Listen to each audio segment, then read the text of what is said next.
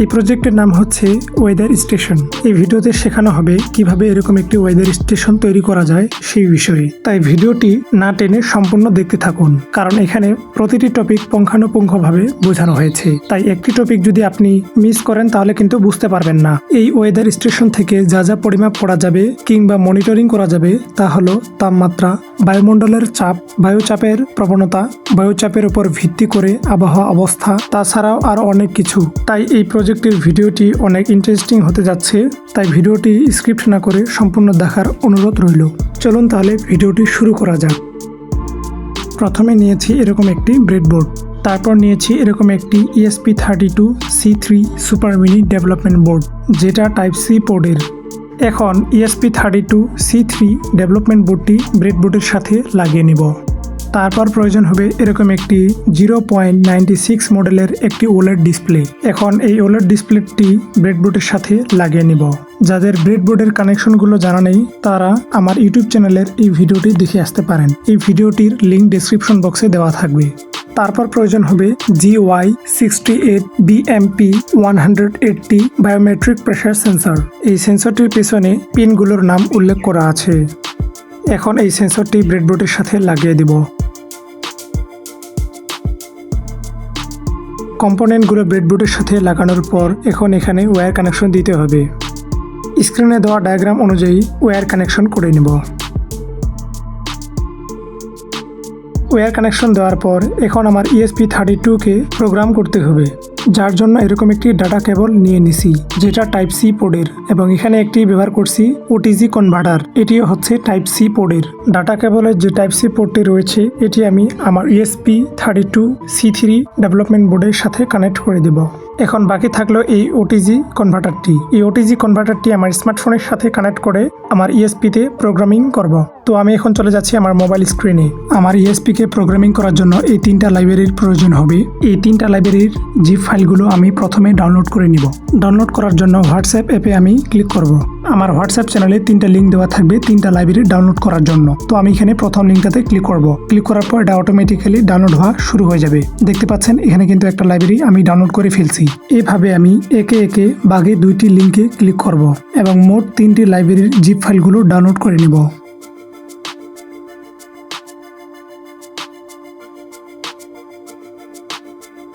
তো আমি এখানে তিনটা লাইব্রেরি ডাউনলোড করে নিছি।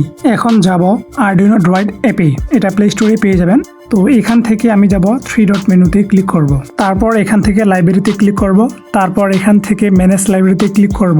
তারপর এরকম ইন্টারফেস শো হবে। এখানে একটা কথা বলা দরকার, সেটা হলো যে লাইব্রেরির জিপ ফাইলগুলো ডাউনলোড করেছি এই নামের আগে থেকে যদি কোনো ধরনের লাইব্রেরি ইনস্টল করা থাকে আরডুইনো ড্রয়েড অ্যাপে, তাহলে সেটাকে আনইনস্টল করে দিতে হবে। এর কারণ হলো বর্তমান যে আমি লাইব্রেরিগুলো ডাউনলোড করেছি এবং আরডুইনো ড্রয়েড অ্যাপে যে আগে থেকে লাইব্রেরিগুলো রয়েছে দুইটার ভার্সন কিন্তু একেবারে আলাদা, যার জন্য আগে থেকে যে ইনস্টল করা আছে লাইব্রেরিগুলো এগুলো আমি আনইনস্টল করে দিচ্ছি।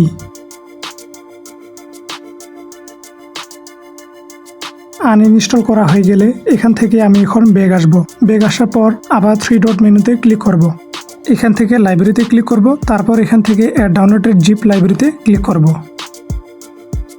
তারপর এখানে যে তিনটা লাইব্রেরি রয়েছে, যে তিনটা লাইব্রেরি ডাউনলোড করেছি ওই তিনটা লাইব্রেরি একে একে ইনস্টল করে নেব। দেখতে পাচ্ছেন এখানে কিন্তু একটা ইনস্টল হয়ে গেছে। সেম একই প্রসেসে আমি বাকি দুইটা লাইব্রেরি ইনস্টল করে নেব।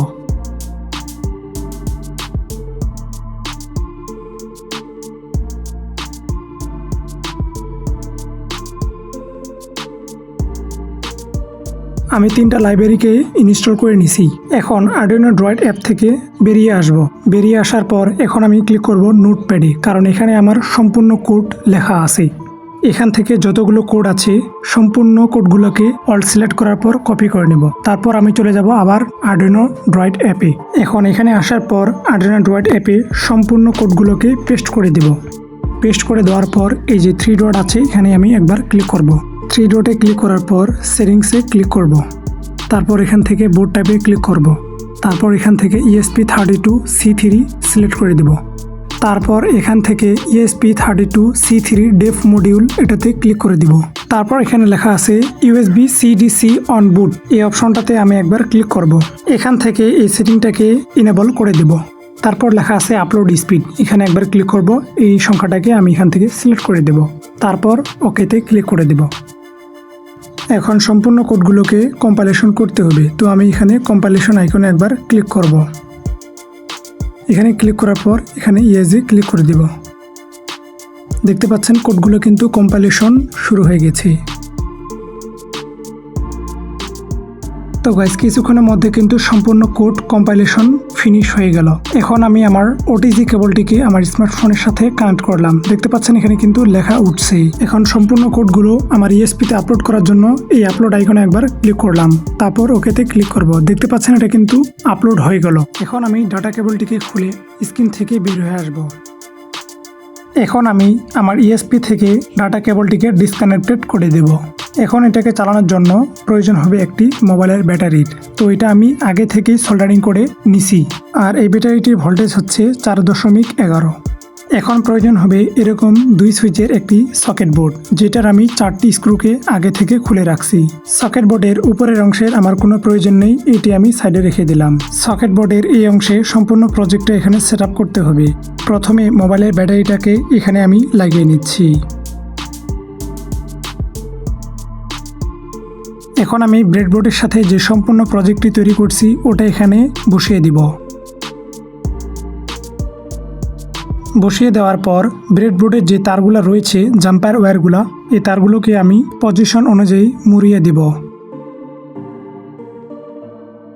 এখন সমস্ত কিছু সেট আপ করা শেষ। এখন এই বোর্ডটাকে আমাকে পাওয়ার দিতে হবে, তো আমি এখানে পজিটিভ তারটি ব্রেডবোর্ডের পজিটিভ লাইনে সংযুক্ত করে দিলাম এবং নেগেটিভ লাইনটি ব্রেডবোর্ডের নেগেটিভ লাইনে সংযুক্ত করে দিলাম। পাওয়ার কানেকশন দেওয়ার ফলে আমার ইএসপিতে কিন্তু পাওয়ার চলে আসছে, কিন্তু ডিসপ্লেতে কোনো ধরনের লেখা শো হচ্ছে না। এজন্য আমি ইএসপিতে থাকা রিসেট বাটনটা একবার প্রেস করব। দেখতে পাচ্ছেন প্রেস করার সাথে সাথে কিন্তু আমার ডিসপ্লেতে লেখাগুলো শো হচ্ছে। এই ছোট্ট ওয়েদার স্টেশন থেকে যা যা মনিটরিং করতে পারবেন তা হলো তাপমাত্রা, বায়ুচাপের উপর ভিত্তি করে বর্তমান উচ্চতা, বায়ু প্রবাহের চাপ, আবহাওয়ার অবস্থা, এই ওয়েদার স্টেশনের কি কি ফিচার রয়েছে এবং কোন ফিচারগুলো কি কাজে ব্যবহারের জন্য সে বিষয়ে আমার হোয়াটসঅ্যাপ চ্যানেলে এর গাইডলাইন দেওয়া আছে। আমার হোয়াটসঅ্যাপ চ্যানেলের লিঙ্ক ডিসক্রিপশন বক্সে পেয়ে যাবেন। তো গাইস আজ এ পর্যন্তই। ভিডিওটা কেমন লাগলো তা অবশ্যই কমেন্ট করে জানাবেন। প্রজেক্ট সম্পর্কে কোনো জানার থাকলে অবশ্যই কমেন্ট করে বলবেন। যদি আপনাকে ভিডিওটি ভালো লেগে থাকে তাহলে অবশ্যই লাইক করবেন। আর যদি আপনি নতুন দর্শক হয়ে থাকেন এবং বিভিন্ন আইওটি ও রোবোটিক্স এবং ইলেকট্রনিক্স সম্পর্কে জানতে চাচ্ছেন এবং বিভিন্ন প্রজেক্ট তৈরি করতে চাচ্ছেন, বিভিন্ন টেক রিলেটেড ভিডিও পছন্দ করে থাকেন, তাহলে আমার টেকনিক্যাল বিডি ইউটিউব চ্যানেলটিকে সাবস্ক্রাইব করতে পারেন। যারা আগে থেকে সাবস্ক্রাইব করে দিয়েছে তাদেরকে অসংখ্য ধন্যবাদ। এই প্রজেক্টের প্রোগ্রামিং কোড এবং জিপ ফাইল ডিসক্রিপশন বক্সে পেয়ে যাবেন। আমি এতক্ষণে আপনাদের মাঝে ছিলাম চন্দন বর্মন। তো দেখা হচ্ছে আরেকটি নতুন ভিডিওতে। ততক্ষণ পর্যন্ত সবাই ভালো থাকুন, সুস্থ থাকুন। ধন্যবাদ।